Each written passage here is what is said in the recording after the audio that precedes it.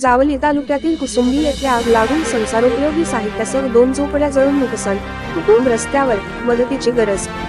या संदर्भात घटनास्थळावरून मिळालेली माहिती अशी की जावली तालुक्यातील कुसुंबी येथे अज्ञात इसमाने लावलेल्या वनव्यात कातकरी समाजाच्या दशरथ शांताराम जाधव यांच्या कुटुंबियांच्या 2 झोपड्या आणि संपूर्ण संसार आगीच्या भक्षस्थानी पडला।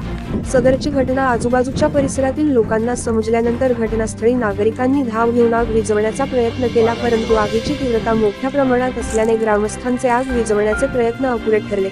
सदर कुटुंबियांच्या दोन्ही झोपड्या जळून खाक झाल्या।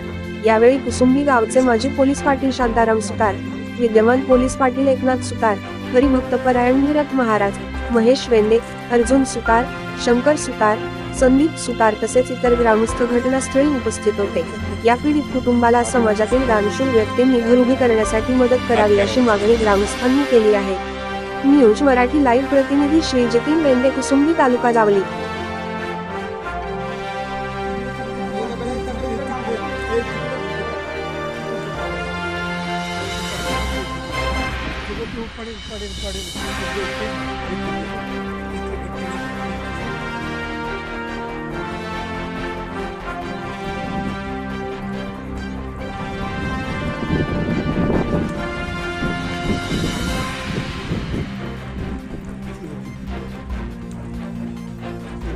पागाळी तो पाणी